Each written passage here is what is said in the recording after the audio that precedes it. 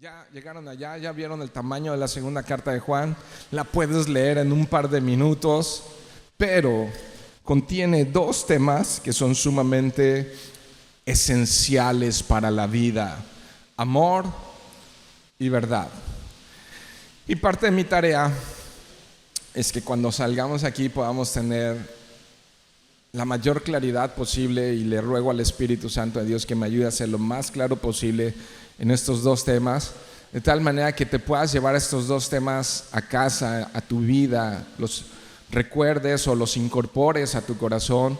Y vamos a estar hablando entonces de amor y verdad. Por eso te voy a pedir algo que puede ser un poco chocoso, pero repite conmigo: amor y verdad.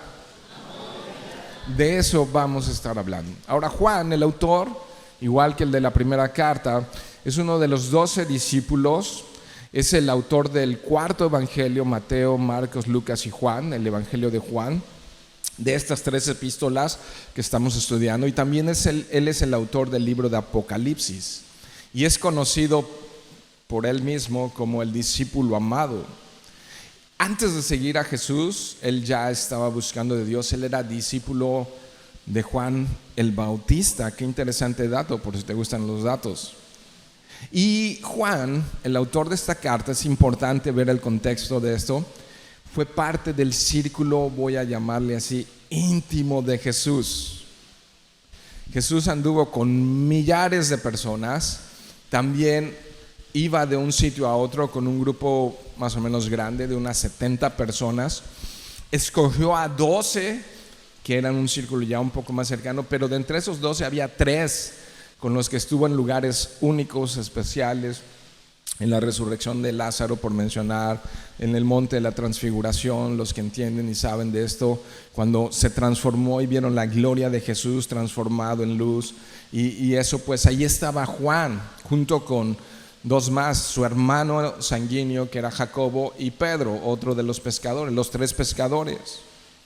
Y entonces sí hablo de esto, el círculo íntimo de Jesús, porque Juan sabía perfectamente acerca del amor y de la verdad y del amor. Ahora, creo que no hay que darle muchas vueltas para saber que ser amado es la motivación más poderosa en el mundo, más poderosa. Ahora, nuestra capacidad de amar a otros, sin duda, en lo general, tiene que ver con la medida en la que hemos sido amados, ¿no? De tal forma que cuando no hemos recibido una clase de amor especial en nuestras vidas, nos va a costar amar a los demás. El mundo entero está en la búsqueda de estas dos cosas, de amor y de verdad, y ha relativizado esto. Pero vamos a ver qué es el amor y la verdad a través de lo que la Escritura nos dice. Algunas de las declaraciones más grandes acerca de la naturaleza de Dios es el amor y la verdad. Vimos en la carta anterior que contundentemente dice la Escritura que Dios es amor. Y vamos a recordar hoy también que Jesús dijo ser la verdad. Entonces imagínate la verdad encarnada. El amor y la verdad se encarnaron en una persona, en la persona de Jesucristo, ¿no? Y la verdad las escribió también. Estas verdades que están contenidas en la Escritura las escribió un hombre que experimentó en primera persona el amor y conoció en primera persona la verdad en su propia carne. Tan así que él se autodenominó el discípulo amado, ¿no? O sea,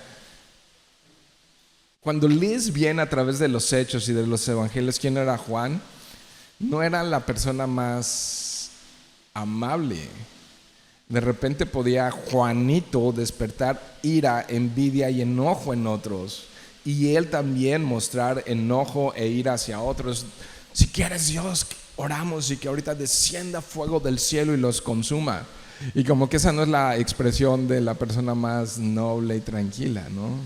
así que descienda fuego y que se mueran, ¿no? Decía Juan.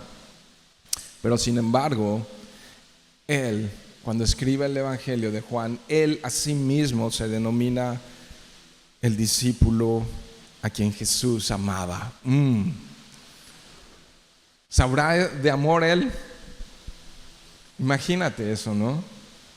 El discípulo a quien Jesús amaba. Así que podemos nuevamente obviar que el tema que domina a Juan debido a su experiencia es el amor.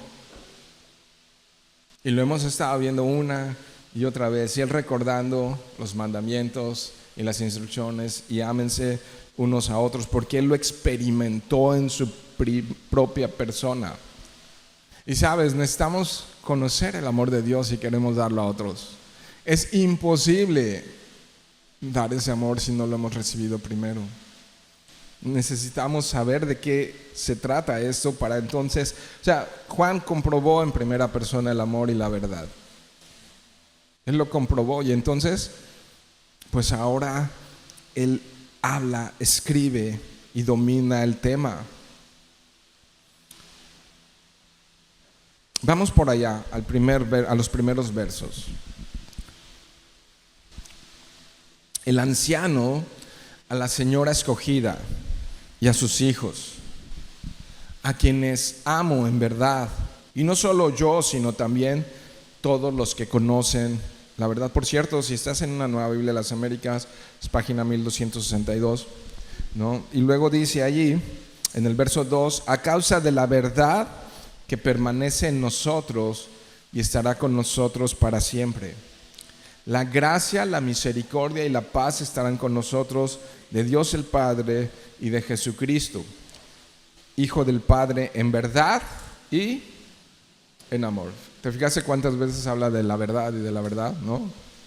Es la salutación, es el saludo inicial, ¿no? del remitente, ¿no? Saludando al destinatario en esta carta, ¿no? El anciano que es Juan, y que sabemos que las palabras y las acciones de Jesús impactaron su vida, la cambiaron de tal manera que Juan no volvió a ser la misma persona, y por tanto lo habilitaron para amar y hablar y andar en la verdad.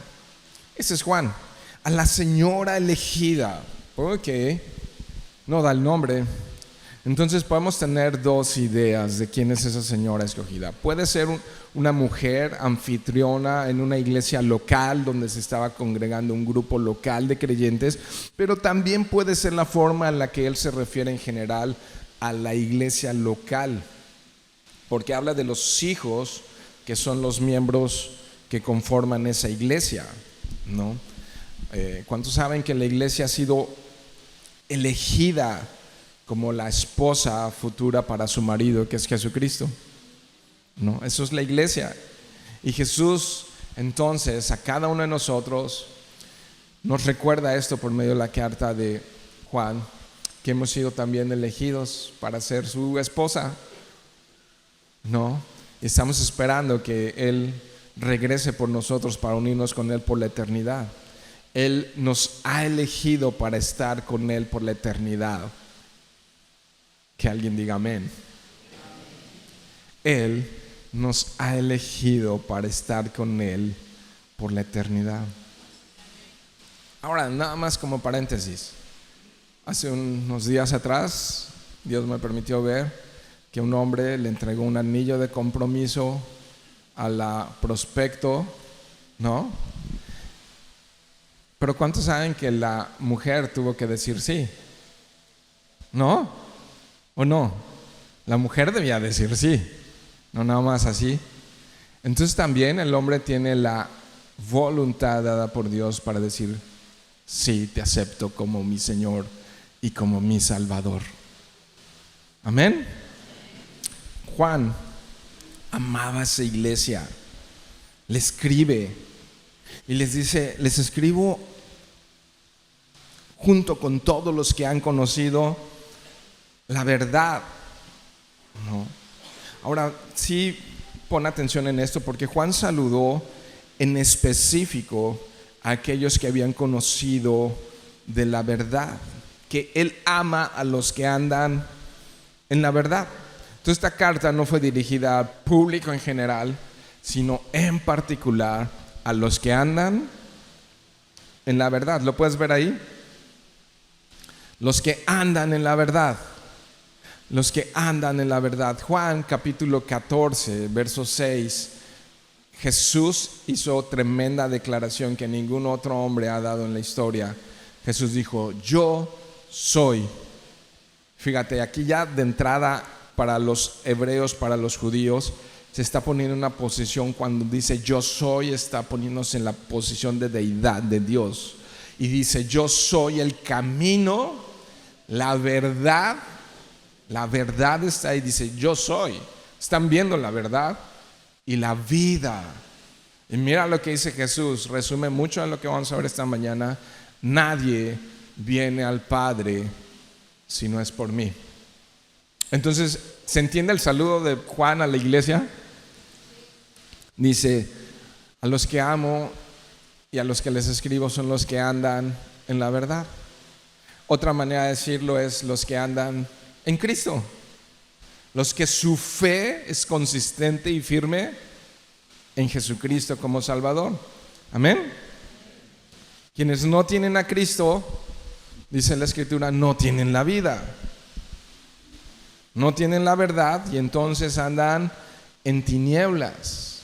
Y de acuerdo a lo que nos enseña la Escritura, entonces se está muerto espiritualmente. Y Juan está elogiándoles, los que andan en la verdad.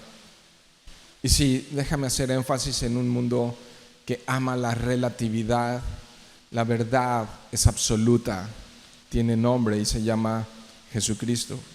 Y la verdad, dicha de otra manera, la verdad es que somos pecadores y que no hay forma en que podamos salvarnos nosotros a nosotros mismos. La verdad es que nuestras buenas obras, que es lo mejor que has hecho en tu vida, delante de Dios y sin Cristo, no son más que trapos de inmundicia. O sea que no soy tan buena persona. No soy tan buena persona. Delante de los ojos, nuestras mejores obras son trapos sucios. Dice la Escritura que no hay bueno, no hay justo, ni siquiera uno. Esa es la verdad. Pero ahí no termina de expresarse la verdad. La verdad también nos dice que para eso apareció Jesús. ¿Se acuerdan? Primera de Juan capítulo 1 verso 8 dice, 3:8, perdón, dije 1:8, el 3:8 dice: para eso apareció el Hijo de Dios, para deshacer las obras del mal que hay en mí y en ti. Esa es la verdad, que para eso vino Jesús, para resolver el problema. Ahora entonces, si Él es la solución al grave problema del pecado que causa la muerte eterna, quienes niegan que Jesucristo es suficiente no andan en la verdad. Quienes niegan a Jesucristo como el único Salvador no conocen al Padre. Quienes rechazan a Jesucristo, por más buenas personas que parezcan ser, no tienen salvación, porque todos somos pecadores. Y sin santidad nadie puede ver a un Dios 3 veces santo. Yo necesito la justicia de Jesús en la cruz, donde Él cargó mi maldad, mi pecado. Él cargó con la culpa, con la condena. Él pagó el precio para que, si yo creo en Él, Él sea mi escudo ante la santidad de Dios, de alguna manera, ante la justicia de Dios.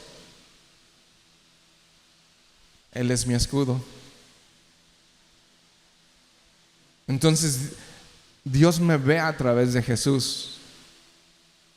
¿Cómo me ve? Y si quitamos a Jesús del medio, ¿cómo me ve?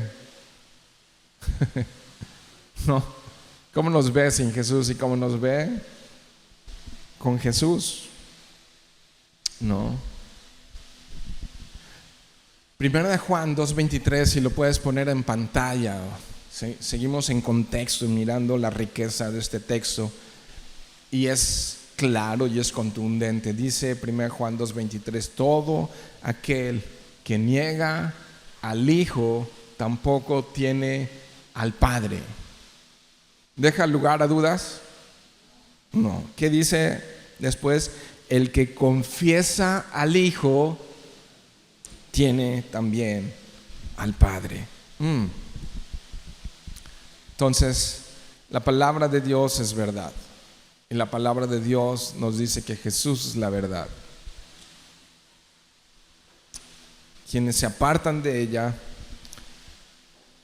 para seguir a hombres, para seguir tradiciones de hombres, para seguir reglas y religiones de hombres, se han apartado de la verdad.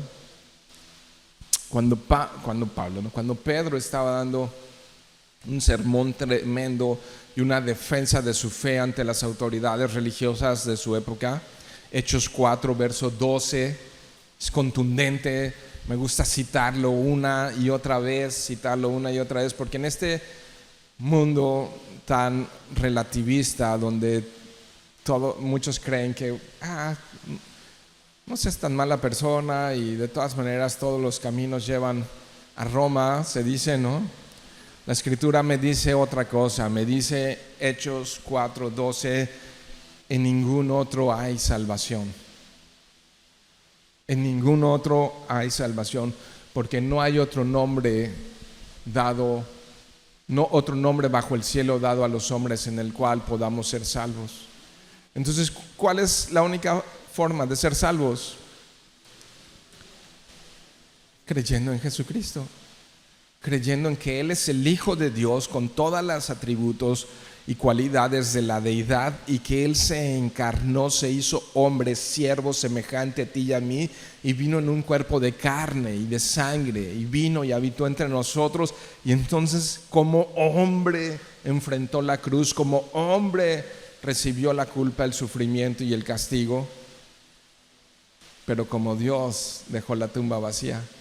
Dios no puede morir, y dejó la tumba vacía, venció a la muerte, y ese es el Dios en el cual creemos. Entonces aquí Juan en su saludo los está elogiando, porque dice que permanecen en la verdad, que la verdad permanece en ellos. Más bien dice, no que ellos permanecen en la verdad, sino que la verdad permanece en ellos. O sea, dicho en cualquier sentido, no se habían apartado de estas ideas, de este mensaje central de que Jesucristo es el Salvador. Porque sabemos que muchos van a apostatar de la fe, muchos se van a apartar de estas enseñanzas y las van a negar. Y me temo que más especial en estos días en los que estamos viviendo. Platico a veces con muchos pastores y es algo general que es muy observable, que hemos visto un enfriamiento de los supuestos llamados cristianos después de la pandemia. Y hemos visto un crecimiento exorbitante de la maldad que ha enfriado el corazón. Y muchos han permitido que los dardos de fuego del maligno penetren en sus cabezas. Muchos han permitido que se levanten argumentos en contra de la verdad de Dios. Y han dejado que esos pensamientos dominen sus almas y sus corazones. ¿Quieres ver esto? Mateo 24, creo que vale la pena echarle una revisada. ¿Qué es Mateo 24 para los que no lo conocen? Jesús le preguntaron, ¿qué va a pasar cuando tú ya estés por regresar por segunda vez? ¿Cuándo va a ser el fin del mundo y el fin de todas las cosas? ¿No? Estoy siguiendo muy de cerca la guerra en Israel y me sorprende, hace más de un año que la guerra no ha disminuido ni en poquito, no ha bajado el calor ni en poquito. Ayer me parece, la madrugada del sábado para nosotros, para ellos ya es lunes hoy, pero para ellos, para nosotros es domingo, pero la madrugada del sábado Israel respondió atacando a Irán, uno de los países más peligrosos y bélicos que hay sobre el planeta, ¿no? Y entonces le preguntan a Jesús, ¿cuándo vas a regresar por segunda vez? Y él va a haber esto, guerras, rumores de guerras, terremotos, pestes, epidemias, ¿no? COVID y lo que quieras. Pero mira lo que dice Mateo 24:8. Dice, pero todo esto es solo el comienzo de dolores. ¿Ok? Entonces los entregarán a tribulación y los matarán y serán odiados de todas las naciones por causa de mi nombre. ¿Cuántos están listos? Amén. Ok. Verso 10. Muchos se apartarán de la fe entonces y se traicionarán unos a otros y se odiarán. O sea, entre los que estamos aquí puede suceder eso, ¿no? ¿Qué más dice? Chécate el 11. Se levantarán muchos falsos profetas. Profetas, aquel que habla de parte de Dios, pero ellos no estarán representando a Dios, sino a sus propios deseos pecaminosos. Se levantarán muchos falsos profetas y a muchos engañarán. Y fíjate, ¿debido a qué? Dime si no estamos ese tiempo. Negar esto sería estar ciego. Y debido al aumento de la iniquidad, es decir, de la maldad, el amor de muchos se enfriará. Estamos viviendo esos tiempos, iglesia. Estamos viviendo esos tiempos. Verso 13. Pero el que persevere hasta el fin. Fíjate lo que me dice Jesús. Y si Él me dice, tienes que perseverar, créeme, yo voy a hacer lo que Él me dice que haga. El que persevere hasta el fin. ¿Pero perseverar en qué? ¿En buenas obras? ¿O perseverar en la fe y en la confianza en Jesucristo? Entonces, cuando yo me aparto de la fe y la confianza en Jesucristo, estoy completamente desnudo, sin nada que me proteja. Necesito a Cristo. El que persevere firme en la fe en Jesucristo, ese será salvo. Permanecer es permanecer en Cristo, en la verdad, ¿no? Hoy en día el wokismo es un instrumento abierto del anticristo. Entonces, ¿cómo permanecemos en la verdad? Su palabra es verdad, Jesucristo es verdad. Necesito su palabra. Necesito recordarme el evangelio todos los días. Necesito predicarme la salvación por fe en Jesucristo a mí mismo todos los días. Necesito creer estas verdades todos los días. Necesito ponerme la armadura de Efesios todos los días. El casco de la salvación, el escudo de la fe, la espada de la palabra. Necesito la armadura de Dios todos los días de mi vida. Necesito recibir, esto es importante, iglesia, recibir su perdón todos los días por medio de Jesucristo. Todos los días. Para no caer en la condenación del diablo. Porque así comienza la historia. Quitas los ojos de Jesús, los empiezas a poner en tus obras y capacidades humanas, pierdes tu confianza de Jesús, pecas, porque todos pecan, y entonces viene el diablo y te condena. Y entonces su arma de fuego te va alejando más y más y va enfriando tu corazón. Yo necesito creer estas verdades todos los días de mi vida para rechazar las flechas de dardo de fuego del maligno. Necesito creer y crecer, pero déjame decirlo así, creer en su gracia que es real. Amén. Si su gracia no nos sostiene, entonces la mentira entrará y engañará. Es su gracia lo que nos sostiene. Si su gracia nos sostiene, aquí la buena noticia, permanecemos en la verdad y permaneceremos por siempre en las palabras de Juan. Si es su gracia lo que nos sostiene. Necesitamos, pero déjenme hablar en primera persona, necesito la misericordia de Dios cada día. Espero que tú puedas decir lo mismo, ¿no? Necesito la misericordia. No la necesité una vez y ya, Yo la necesito todos los días, la misericordia de Dios. Todos los días necesito su misericordia. Todos los días necesito su gracia. Todos los días necesito su perdón. Hace unos años atrás, cuando hablaba así, alguien se acercó a mi esposa y le decía: ¿en qué pecado anda el pastor?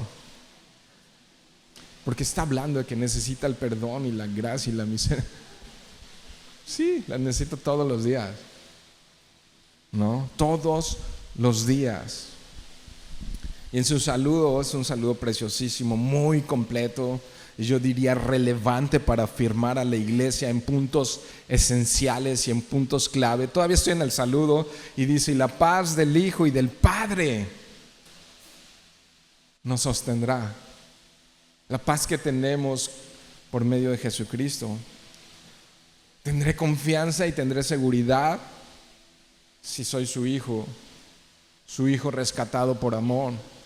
Entonces la paz de Dios por su amor y la verdad blindándome, la verdad siendo ese escudo para protegerme de los dardos de fuego del maligno, pero también la verdad para protegerme de los falsos maestros y de las falsas enseñanzas. Y por cierto, religiones muy grandes y muy crecientes como Testigos de Jehová, como mormones, son religiones relativamente recientes, un par de siglos, ¿no? Y te das cuenta cómo va creciendo la mentira y el engaño, ¿no? Y aún algunas de las religiones árabes que se proclaman son relativamente recientes. Termina el saludo y ahora habla de caminar en la verdad y en el amor. Caminar en la verdad y en el amor. Verso 4 dice: mucho me regocijé porque he hallado a algunos de tus hijos andando en la verdad, conforme al mandamiento que recibimos del Padre. ¿Estás conmigo? Verso 5: y ahora te ruego, señora, iglesia, cristiano, si quieres ponerle tu nombre, Yoshimi, no como escribiéndote un nuevo mandamiento, sino el que hemos tenido desde el principio, que nos amemos unos a otros. ¿Cómo anda tu termómetro de espiritualidad o de santidad? O sea, ¿cómo estás de lleno del Espíritu Santo? Es cómo estás amando a otros. O sea, porque publicar en Facebook frases es bien fácil. Hasta parezco que amo a la gente. No, me veo bien piadoso, así pongo mi versículo del día, ¿no? Mando mis semillitas del día todos los días. Ay, el pastor, soy que es bien espiritual. Pero si mando semillas todos los días y no amo a mi prójimo, no soy más que ruido que ensordece y que cansa. Y que dices: ¿qué? ¿Y eso qué? ¿No? ¿Eso qué? Verso 6 dice: y este es el amor, que andemos según sus mandamientos. Este es el mandamiento, que andéis. Este es el mandamiento, iglesia, que andéis en amor, como vosotros habéis oído desde el principio. Nos está afirmando en algo ya era obvio y era conocido, era entendido por toda la cristiandad, por todos los que pertenecían a una iglesia.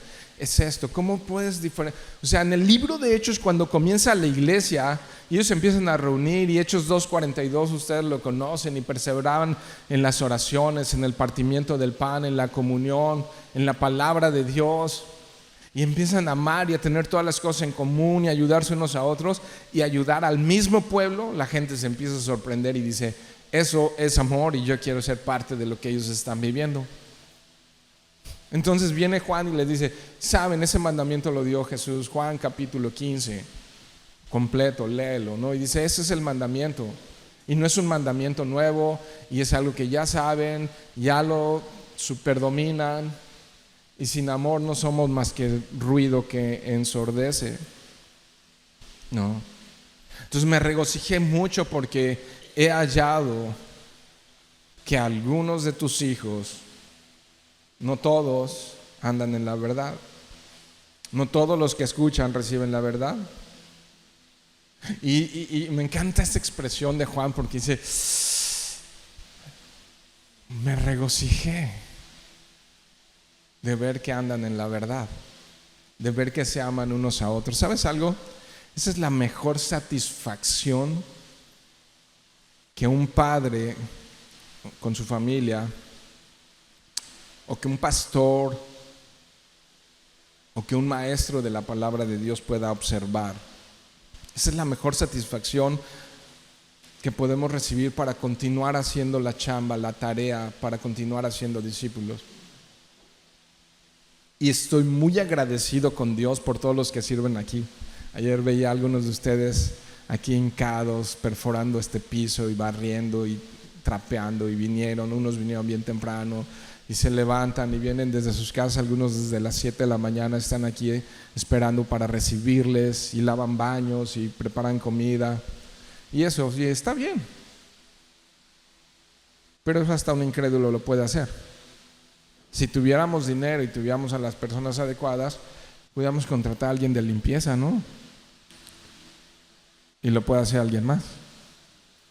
Pero amar a otros solo lo hace un cristiano a otro. Entonces, estoy agradecido, entiéndase que estoy agradecido a Dios por tu vida, por lo que haces, pero eso no necesariamente demuestra amor.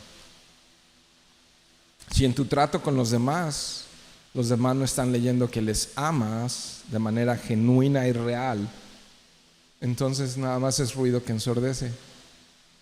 Y dices, oh, ¿no? Entonces creo que esta es una gran satisfacción, decir, ¿cómo se aman? ¿Cómo se cuidan? ¿No? Y ver el fruto es, vamos a darle, ¿no? Porque si no hay fruto, dice, Señor, mejor me hago a un lado, te estoy estorbando. Y sí, lo estorbamos muchas veces. Muchas veces lo estorbamos porque estoy convencido de que Él lo hace sin nosotros mejor que nosotros al 100. Pero a Él le ha placido hacerlo a través de instrumentos imperfectos. ¿No? Y entonces, eso anima mucho cuando uno como pastor puede ver que andan en la verdad, ¿no? Y que la verdad es el amor sincero practicándolo. Es importante destacar esto. La verdad no está en Juan, la verdad no es Juan. La verdad, ¿qué dice ahí en tu Biblia? En el verso 4, conforme al mandamiento que recibieron ¿de quién? Del Padre, ¿no? Entonces no, esto es algo, dice Juan, no es algo que me inventé, no es algo que me salió de la manga, no es que estoy lleno de ocurrencias y les hice esta carta, sino es algo que recibimos del Padre. Este mandamiento es del Padre, así es que ¿cómo lo estás practicando? Y ahora te ruego, ¿no? Verso 5, te ruego, o sea, ¿qué me vas a rogar? Entonces es muy importante. ¿A quién le ruegas? Entonces esto es muy, muy importante. Verso 5, ¿no? Que nos amemos unos a otros. Tema recurrente en el Nuevo Testamento, tema que viene desde el Antiguo Testamento, ¿no? Aparece por primera vez en Levítico. El amor como la evidencia de que andamos en la verdad. El amor como evidencia de que permanecemos en la verdad. Quien no ama a Dios, quien no ama a su prójimo, no ama a Dios. Quien no ama a Dios no conoce. Tan. Ahora entonces, de manera práctica, ¿no? Vamos a ponernos un poco prácticos en esto. ¿Cómo podemos demostrar nuestro amor por otros?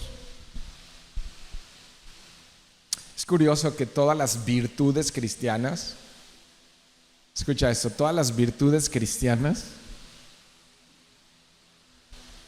la mayoría de las que están escritas en el Nuevo Testamento, a cartas a iglesias, a Éfeso, a Gálatas, a Filipenses, a Tesalonicenses, a Timoteo, a Tito, todas estas son para practicarse entre cristianos. Escasas son las que son para practicarse allá afuera.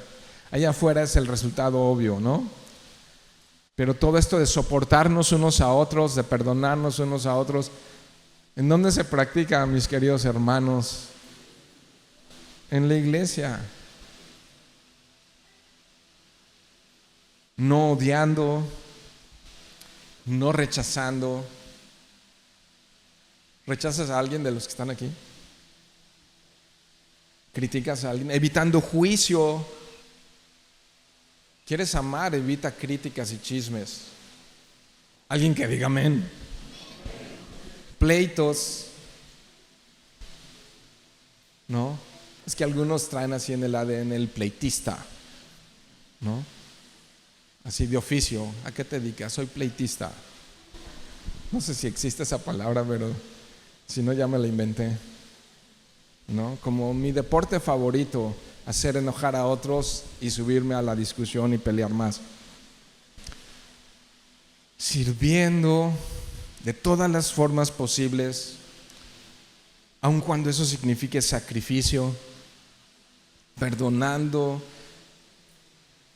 aceptando, prestando atención. ¿Saben? Así, nada más anécdota muy breve. Yo empecé a pastorear a la edad de 40 años. Ya no era un chavito, un párvulo, tampoco no era un anciano maduro ni nada. No es que ya lo sean ni nada, pero no era no era un adolescente, ¿no? Algunos empiezan a pastorear muy jóvenes y me sorprende, a los 20, 22 años. Y entonces ya a los 40 años, y después de venir de un mundo un poco tóxico y complejo, lleno de complejidades y de maldad, de conocer y de haber conocido gente muy nefasta y oscura, yo andando entre ellos, yo practicando muchas cosas que ellos practicaban, habiendo vivido abusos y muchas cosas más, llegas a los 40 años a pastorear y dices, como que ya no me asusto mucho de nada, ¿no? Así como, no, pues ya he oído, ya he visto, ya he conocido algunas historias y como que ya no me asustan. Y entonces comienzas a pastorear y empiezas a recibir casos de consejería y te asustas y te quedas así.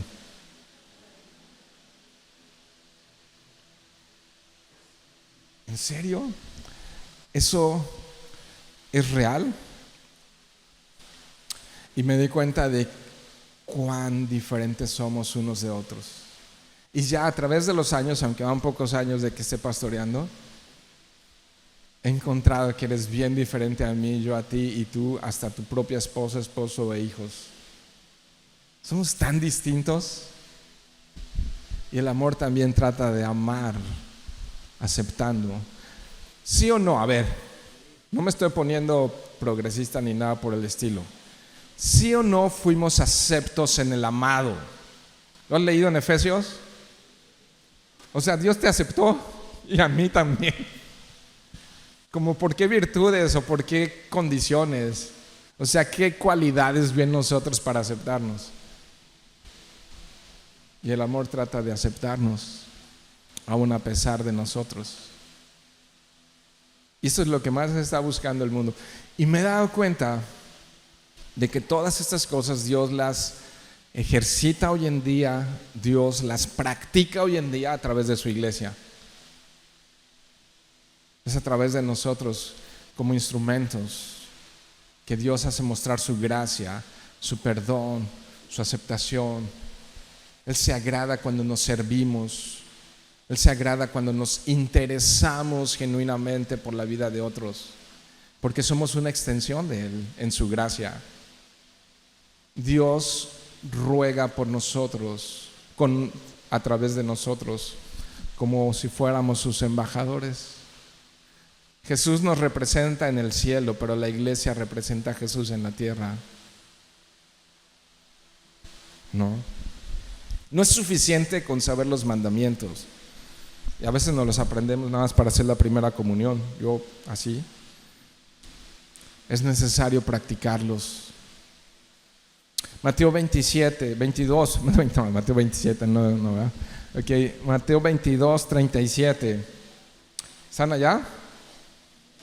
Y él contestó: amarás al Señor tu Dios con todo tu corazón y con toda tu alma y con toda tu mente. El 38 dice: este es el grande grande y primer mandamiento. Y el segundo es semejante: amarás a tu prójimo como si fueras tú. ¿Cómo te tratas a ti? De estos dos mandamientos depende todo el Antiguo Testamento. Amén. Entonces, si has recibido el amor de Dios, eres capaz de amar a otros. Si Dios te pudo amar a ti, también tú puedes amar a otros. De gracia recibimos, de gracia podemos dar. ¿Quién está escribiendo esto? Juan. Y Juan era el candidato perfecto para ser rechazado por ser tan impulsivo. O sea, hasta Jesús le puso un sobrenombre. ¿Quién se acuerda? Hijo del trueno. Es que, o sea, suena bien el discípulo amado y suena así. Pero Jesús le puso un sobrenombre. ¿Cómo sería que le puso a él y a su hermano Jacobo los hijos del trueno? ¿No? Y así es que descienda fuego. Pero también en una ocasión los dos estaban diciendo, Juan en particular está diciendo: Señor, yo quiero estar entre los primeros cuando establezcas tu reino. Ponme a mí. Imagínate a los otros 11 oyendo eso. Ahorita que no está el maestro hablamos, ¿no?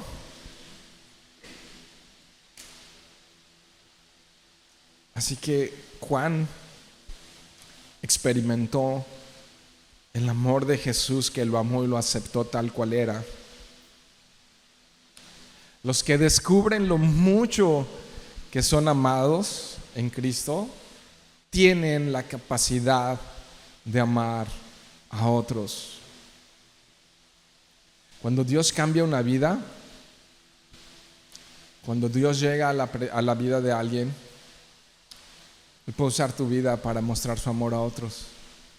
Aun cuando somos diferentes, Dios no desperdicia esas cualidades de carácter, no desperdicia nuestra personalidad, sino que más bien la usa y la moldea para que a través de nuestra personalidad extraña y rara. Yo soy extraño y raro, y cuando hablo contigo me doy cuenta que eres extraño y raro, igual que yo. Y a lo mejor ya te diste cuenta que tu esposa, tu esposo es extraña y raro, o eso, ¿no? Y si estás soltero, cásate para que lo compruebes y sepas de qué estamos hablando. Así es que Dios no desperdicia esa personalidad, sino que la usa para que podamos servir a otros. No podemos, mis queridos hermanos, conocer la profundidad del amor de Dios a menos de que aceptemos el hecho de que Él nos ama plenamente tal cual somos. Con barba y sin barba, con pelo y sin pelo, flaquitos y gorditos, chaparritos y altos, morenos y güeros, hasta los pelirrojos. Espero que no haya aquí, pero hasta ellos los ama Dios. Con canas y sin canas, Dios nos ama, ¿no?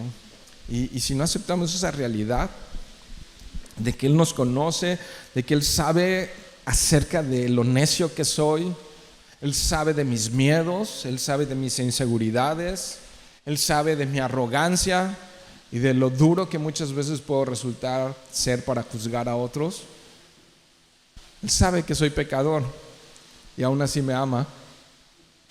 Aún así me ama. Por supuesto, no me deja de confrontar con la verdad. Por supuesto, no me deja en la misma condición, sino que me está transformando a su imagen. Él nos ama no por lo que fingimos ser, siendo aún pecadores. Y me inspira esto porque si Dios pudo amar a Juan, también me puede amar a mí. Y si Él me puede amar a mí, yo también puedo amar a otros. Y ese es la más grande motivación para hacer su voluntad. ¿Has experimentado el amor de Dios? ¿Te sostiene el amor de Dios? No. Versos 7 al 11, rápido, dice: porque muchos engañadores han salido. O sea, imagínate, importante que se amen unos a otros. Amar también es proteger a tu hermano de falsos maestros, ¿no? ¿Por qué? Porque han salido muchos engañadores por el mundo que no confiesan que Jesucristo ha venido en carne. Quien esto hace es el engañador y el anticristo. Miren por ustedes mismos, o sea, watchen por ustedes mismos, o sea, shish, ponte listo, shush. Oh. Por eso no me entendieron. Shush, shish, no, shish no. Shish es que si se apuran van a encontrar el shish allá en la cocina. Pero bien que saben maya. Aunque ninguno de ustedes habla maya, ¿o sí? ¿Aquí habla alguien maya? Entonces no se rían. Son aprendices de maya, igual que yo. Pero sí me resbalé. ¿En qué iba? Ok, en el 8. Miren por ustedes mismos para que no perdáis el fruto. Eso lo censuras, ¿no, Charlie? Porque luego en las redes me da vergüenza. No. Para que no perdáis el fruto de vuestro trabajo, sino que recibáis el galardón completo. Cualquiera que se extravía, chécate eso, iglesia, y no persevera en la doctrina de Cristo, no tiene a Dios. El que persevera en la doctrina de Cristo, ese sí tiene al Padre y al Hijo. Si alguno viene a ustedes y no trae esta doctrina, esta enseñanza, no le reciban en casa, ni le digan bienvenido. ¿No? Verso 11, porque el que le dice bienvenido participa de su pecado, participa de sus malas obras. En los tiempos de Juan había muchos falsos enseñando, falsos maestros que decían ellos, inspirados por los sabios griegos, decían que por default el espíritu era bueno, pero el cuerpo era malo. Todo lo material era malo y todo lo inmaterial era bueno. Por tanto, si Jesús era Dios, una de dos, nada más vino en espíritu, y era bueno, nada más vino en espíritu, no vino en carne. Pero si vino en carne, entonces es malo y entonces no era Dios. Imposible que fuera Dios. Entonces, muy inspirados o muy influenciados por la cultura del mundo, no por la palabra de Dios. Así es que quien niega la deidad y la humanidad de Cristo, estas dos cosas, es del anticristo y por tanto enemigos de Dios, ¿no? Y hoy hay muchas enseñanzas de este tipo que siguen vigentes y que son también muy peligrosos, y hay muchos evangelios que han salido por el mundo, ¿no? Pero que niegan la suficiencia y el poder de Cristo. Pueden usar el nombre de Cristo, pero ponen en el centro otra cosa que no es Cristo. Muchas veces ponen en el centro de todo, y en el centro de su evangelio ponen al hombre y no a Dios. Muchas de las grandes sectas mundiales, incluyendo hoy en día el judaísmo, le dan más peso a la tradición humana que a la palabra de Dios. Y muchos de ellos sostenidos por un legalismo. Tenemos el evangelio de la prosperidad que está tan popularizado y que ha engañado a tantos a través de Latinoamérica, que todos estos falsos maestros y estos falsos profetas socavan los fundamentos esenciales de la fe cristiana y son peligrosos, donde solamente en el centro está Cristo y nada más es Cristo quien salva y en quien tenemos confianza delante del Padre. Solamente a través de él. Dice Gálatas 1:8, dice: y si alguno de un ángel del cielo o alguno de nosotros les anuncia otro evangelio, es decir, un falso evangelio contrario al que les hemos anunciado, sea maldito. La palabra anatema, si la tienes en tu Biblia, es maldito. Y entonces, ¿qué dice a esta iglesia? Miren por ustedes mismos, ¿no? En la carta anterior, Juan les dijo a la iglesia: amados, no crean a todo espíritu, sino prueben a los espíritus para ver si son de Dios, porque muchos falsos profetas han salido por el mundo, para que su galardón por el trabajo que hacen para el Señor no sea perdido. Obviamente no está hablando de nuestra salvación. La salvación no es por obras, la salvación no se pierde. Está hablando de perder la recompensa por el trabajo que hacemos para el Señor. Y la salvación no se pierde si le perteneces a Cristo. Esa es la condicionante. Si no, léete Romanos 8. No hay nada que te pueda separar del amor de Dios que es en Cristo Jesús, Señor nuestro. Si no, lee a Juan. Estas son las ovejas que el Padre me dio y nadie las puede, dice Jesús, arrebatar de mi mano. Nadie las puede arrebatar de mi mano, ¿no? Lo cierto es que se extraviaron de la doctrina de Cristo y entonces dice Juan categóricamente no son salvos. Es claro entonces que el que tiene al Hijo tiene la vida y por tanto tiene la verdad y permanece en la verdad y comprueba que su fe no es una fe religiosa, es una fe que salva. Puede parecer muy rudo esto, pero aún dice Juan aquí que debemos de rechazar a los que enseñan herejías. Juan deja muy claro que no recibamos a quienes niegan a Cristo.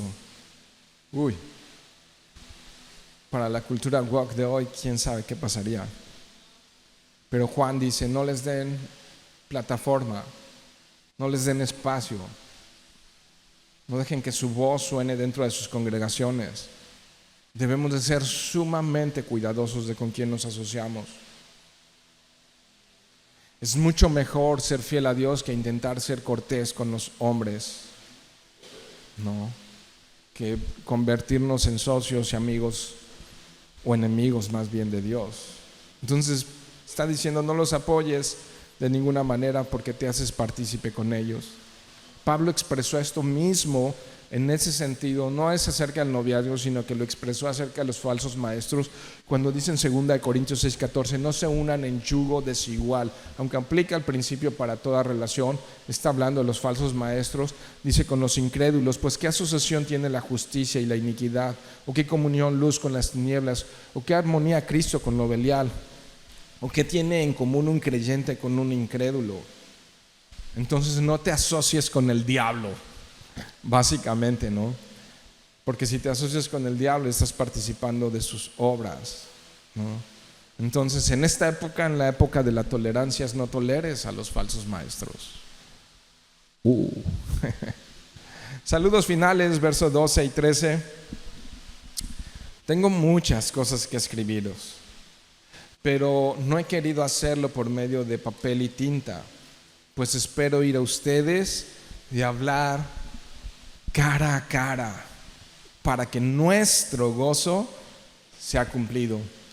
Los hijos de tu hermana, por eso de este verso es que podemos pensar que se refiere a la señora como iglesia, sus hijos son los miembros de esa iglesia. Entonces los hijos de tu hermana, ¿no? ¿Quién es? Pues obviamente esa otra iglesia, la elegida, te saludan.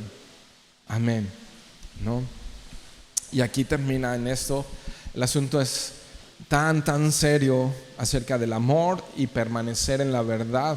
Es tan serio que les escribe esta carta, ¿no?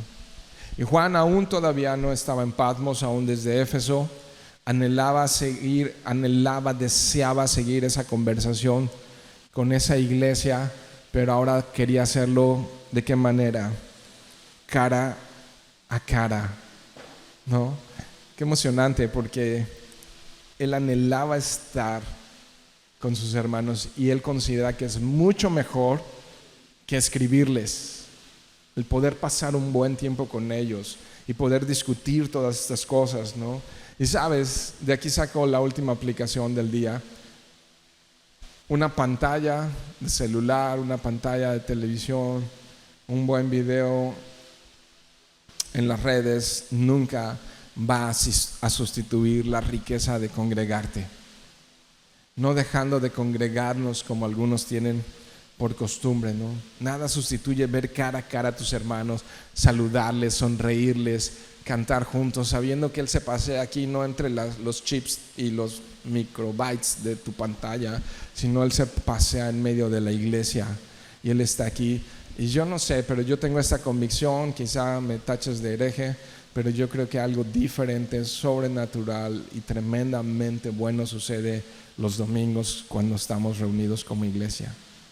algo ocurre cuando estamos juntos como iglesia. Quizás sea muy supersticioso, pero llevo años pensando que algo ocurre cuando estamos juntos como iglesia. Y Juan dice, prefiero seguir hablándoles, pero cara a cara, ¿no? Cara a cara, cara a cara. ¿Anhelas estar con tus hermanos? ¿Anhelas crecer con ellos en la verdad y en santidad? Y además, con una pantalla de televisión no puedes practicar el amor verdadero, el servicio sacrificial hacia otros, ¿no? Entonces aquí, entre nosotros, que reímos, ¿no? Fue divertido estar con Kevin y con otros esta semana aquí, trabajando un rato. Nada sustituye ese tiempo de estar entre hermanos. Amén. Dios, gracias te damos por tu palabra que es verdad. Gracias, Señor, por el amor que ha sido derramado en nuestros corazones. Gracias por tu salvación tan grande, Dios.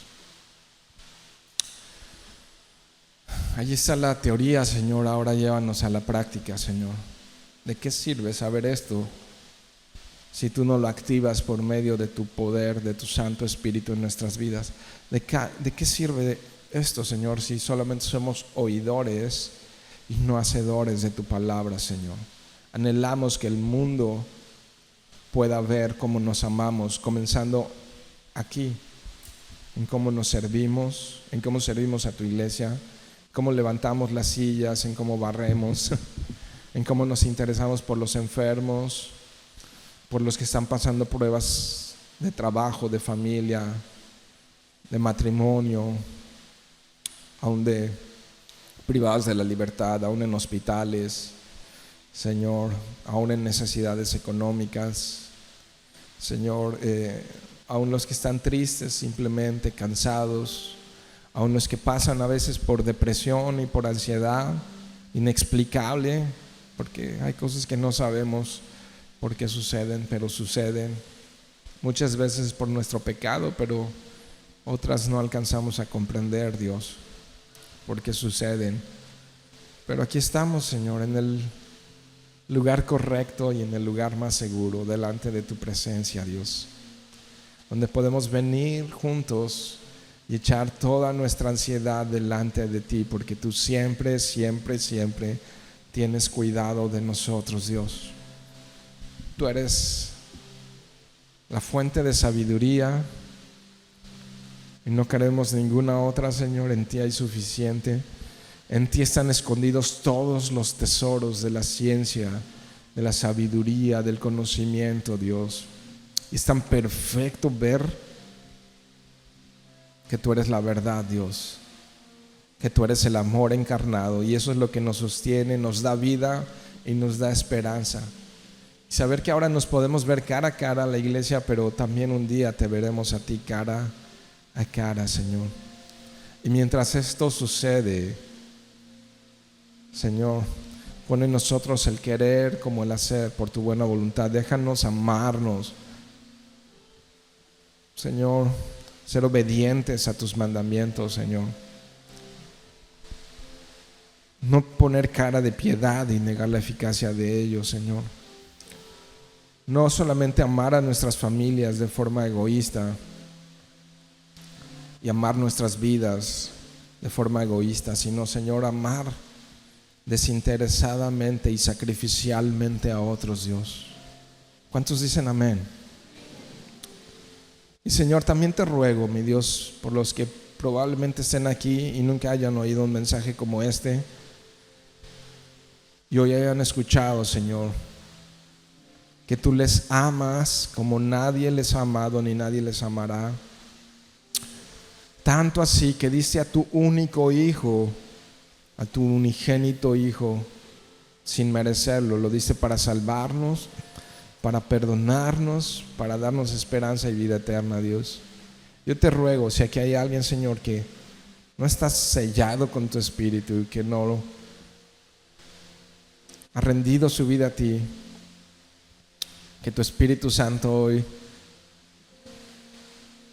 la traiga a ti, Señor, con un lazo de amor. Y si alguien, Señor, está sufriendo por cualquier necesidad, Señor, en tristeza, cansado, agobiado, lo que sea, Dios, cambia ese manto de tristeza por un manto de gozo, Señor. Y que hoy puedan experimentar la paz que solo tú das y no la da nada en este mundo. No hay nada que pueda dar esa plenitud más que tú, Señor. Así es que sáciale, Señor. Calma su sed, calma su hambre, calma su búsqueda, Señor. Que sea hoy, Dios, porque no sabemos qué pasará mañana. Y entonces, si tú estás aquí y nunca has recibido ese amor de Cristo, el perdón de Cristo por tus pecados, ahora me toca a mí rogarte. Te ruego, no endurezcas tu corazón, no salgas de aquí sin pedirle perdón a Dios por tus pecados y recibir su perdón por medio de Jesús.